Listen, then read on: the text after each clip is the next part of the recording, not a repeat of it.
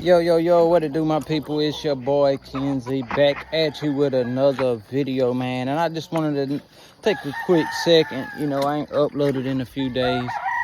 Out here watering the chickens, man. You know what I'm talking about. But just wanted to speak on the people that expect to get good fowl for very cheap prices. Now I'm gonna take it back for a minute. I remember back when I was young, back when I was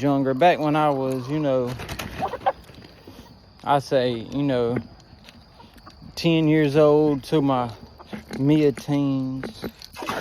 I remember the day, I've spoke about it. If you've been following my channel long enough, or my social media platforms, I've spoke about some of the breed of game fowl that I got now, or that I've acquired over the years. I got from my grandparents, like my whites, our blues, what else?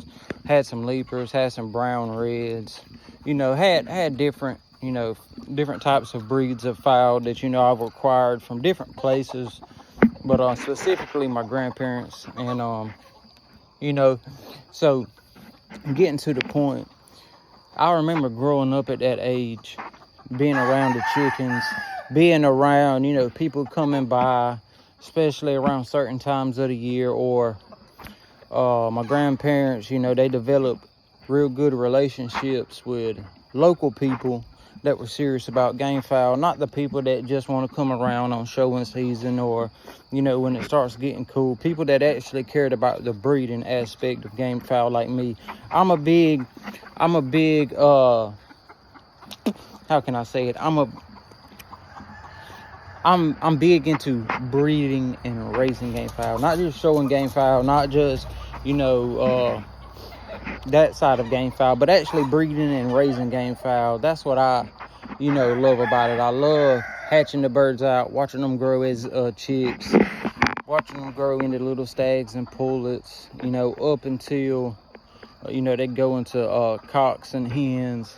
I remember particularly, and like every year, whenever I release the chicks, as small out of the brooders and stuff, and I watch them, I always catch certain individuals, and I will tend to look for those certain individuals every day as feeding time or watering or whatever that case is. And I remember this year, it was I didn't raise any crosses this year intentionally. I do have a few crosses that I raised up, but not intentionally. I bred all straight pure chickens, except for some roundhead grays that I had, and my eye caught little roundhead gray stag as a little chick, and I watched him just grow up into a big, pretty nice rooster.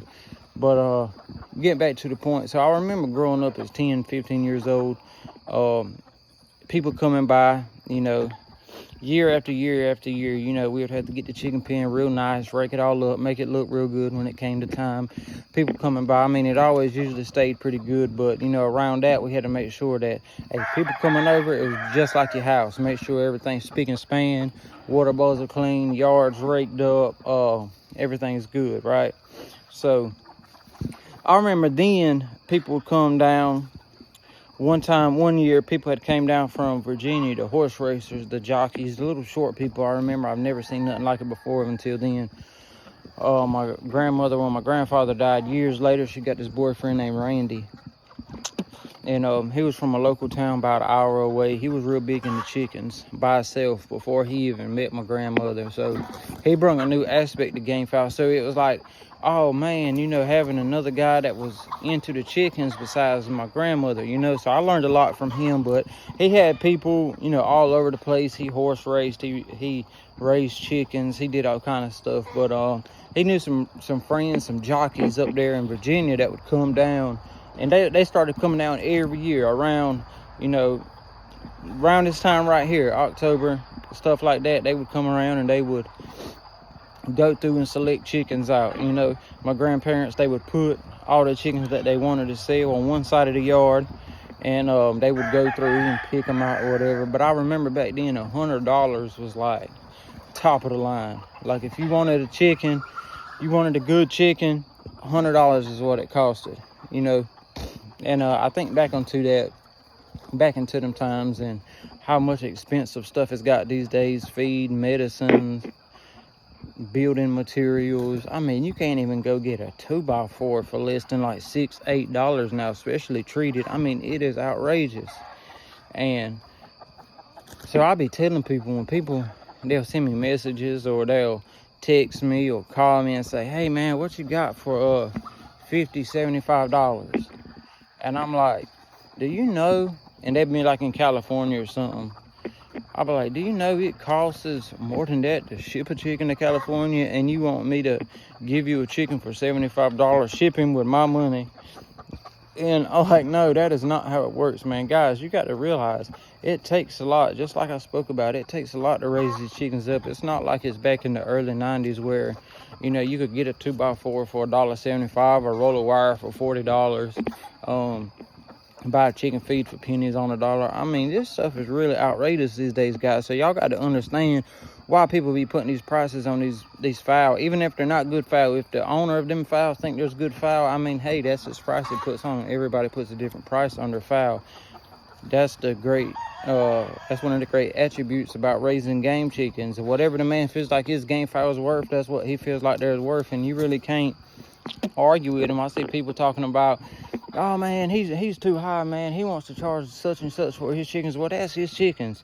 He's put in the time to raise them chickens from an egg on up to a cock. So how do you really get the, how can you have the authority to tell the man his prices are too hard when his prices are too high when you didn't even put the work in to raise that? You just coming around with the money hoping to, you know, catch an easy lick or get something for nothing. I mean, stuff is outrageous these days, especially the economy that we in. I mean, you honestly, unless you're working a full-time job and you know, putting money to the side every week, you about can't have more than 10, 15, 20, 30 chickens, you know, without, you know, putting that money up, because stuff is outrageous. No lie, man, I spend over $1,000 every month in just feed. You know what I'm saying? $1,000 a month in feed. So that means I have to make a certain amount of money plus $1,000 just to survive and own these chickens. You know, whenever they were just a hobby of mine that I grew into because I fell in love with the aspect of just breeding, raising, showing, and owning gamefowl. You know, it gave me an outlet to stay out of the streets. You know, because I used to be all up and down the streets, hanging out with this person, hanging out with that person. And don't get me wrong, I missed out on a lot of things in life. There's a lot of vacations, a lot of places my friends and people went that I couldn't go because I didn't have nobody that was going to take care of my chickens. Now, I could have just said, bump it. You know, they'll be there when I get back, and came home to a yard full of dead chickens and lost everything that I worked so many years to do for.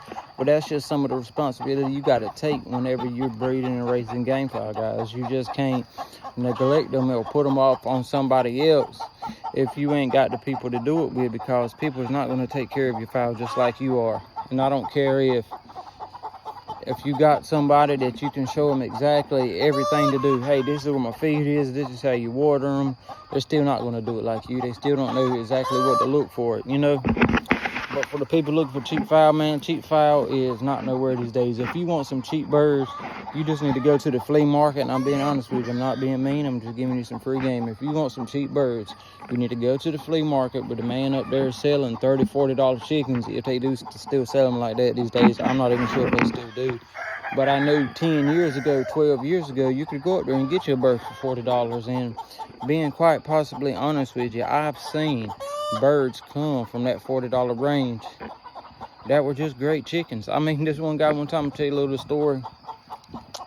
Well, I ain't even gonna tell you that story. I'm actually save it for another video. But there's possible times you can go find you some good fowl for cheap. But if you go to a game farm where a man specifically raises these chickens, spent a lot of years raising these chickens, has put a lot of money into raising these chickens, and he puts his price own a fowl, don't argue with the man. Just take it for what it is. If you don't want it, or you don't want to spend that type of money, don't buy it. But don't sit there and try to downgrade the man, or try to talk about the man that his prices are too high when you don't know everything he's put into him and what them fowl means to him. You know what I mean? So that's just all really I wanted to say about the situation. Just don't try to put a price tag on another man's work, you know. So I appreciate y'all, man, for tuning in. Make sure y'all like and subscribe to the channel. You know, I try to give y'all that good game, and a lot more things in store. GameefowlLife.com about to be up and running. It's got a few more little tweaks and turns I'm gonna do to it, but I'm trying as hard as I can. Trust and believe. We gotta have that gear out ASAP, man. I appreciate you all. Like and subscribe to the channel. Follow us on all our social media accounts. I'm gonna put the links down there in the description, man, so y'all can find them easily. And until next time, you already know, let them crow. Peace.